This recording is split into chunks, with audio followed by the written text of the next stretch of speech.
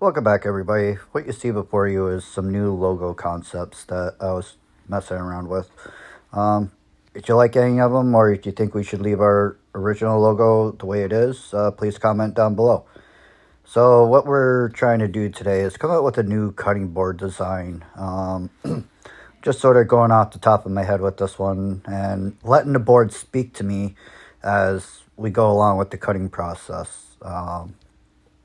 Here you see me cutting everything down to 36 inches. This dust shroud that we put over the miter saw last week is really coming clutch.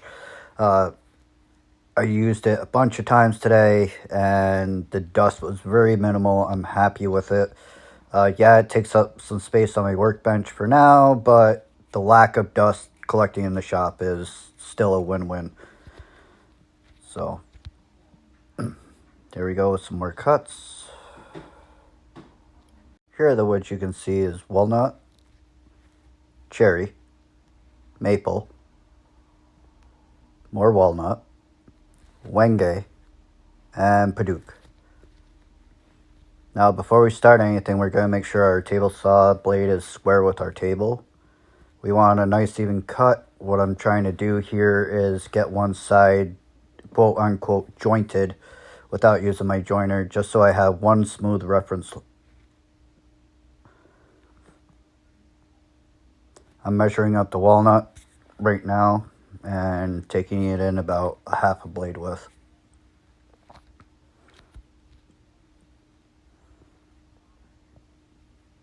I don't typically wear gloves when dealing with my power tools, but that wenge was extremely, it splinters real easily and you get splinters in your hands constantly when you handle it. So I just got tired of picking out splinters every night when I used the material, so I decided to wear a pair of gloves today. Even though this is the walnut you're seeing, I still used it on the wenge.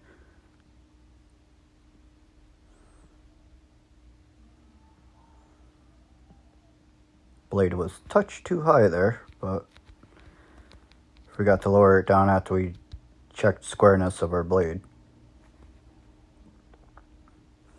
Now I'm not worried about the bad spot that you see in this one, because with the angle cut that I plan on making, that'll be cut off anyways as waste. Now this is only part one of this video. I've made it into a two-part series. That's because I want to be able to give you guys content more regularly, so breaking into a series seemed the best solution. Just another angle shot of the boards getting trimmed out. You'll see how the wood,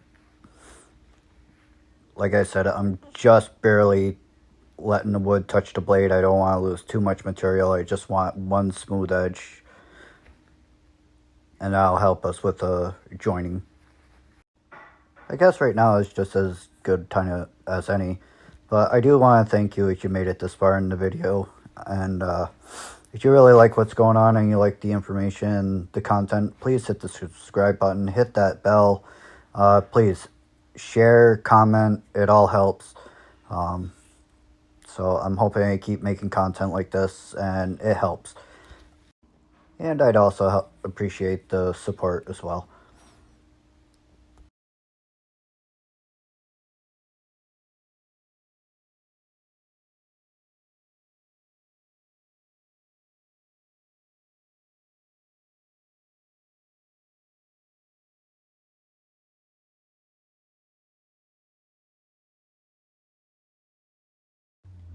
The padauk we're going to have to run through 2 times. I didn't bring the blade close enough. And we messed quite a bit towards the tail end, and we needed to at least get that edge cleaned from the millings from when it was cut.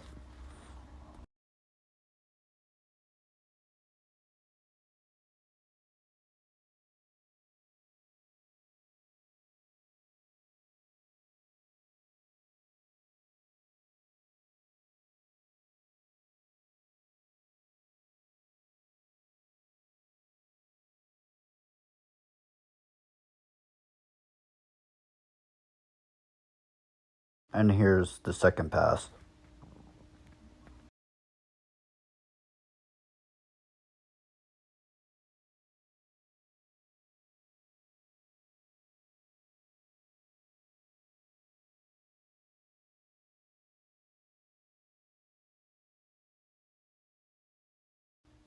I do have to apologize. I ended up missing the shot when I was joining the board. So basically what I did was I took all my pieces from trimming them up on the table saw, brought them over to the joiner and faced one wide surface.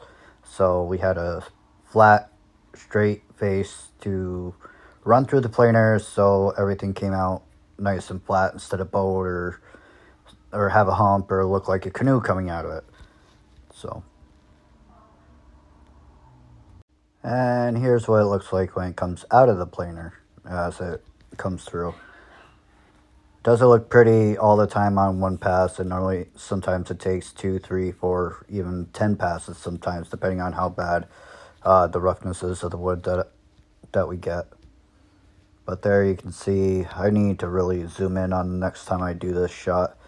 But anyways, you can tell that the face is coming out, and it's coming out cleaner each time when it comes out. Now we're ready for glue up using Tight Bond 2. And here we go. So instead of using the bottle, I just decided to pour out of the gallon jug. This is going to take quite a bit of glue to make sure all our joints are nice and tight and without any gaps. We are going to be cross-cutting across these and length cutting, so less gaps the better. I've been working really hard on my precision as far as my cuts and my glue ups, just trying to get things more professionally looking and cleaner. But anyways, the long piece with the thick Paduke, I decided to clamp by itself. I didn't think it was a good idea to try to stack everything into one clamp up, so I did this one by itself. The two middle pieces with the maple and cherry, those will be glued up together, and then I do the walnut and tigerwood glue up by itself as well. So I have 3 different glue ups going on at once. And now we need to add clamps to the other side so we have equal pressure on both sides being applied to the planks.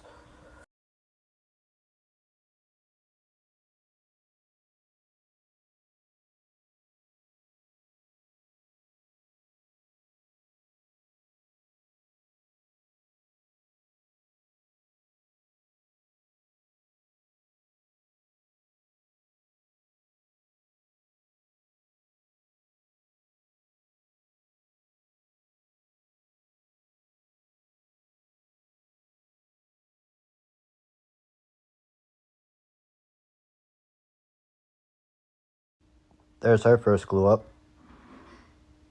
Our second, which is actually a double. And our very last one, like I said. So, come back tomorrow night for the other part of this video.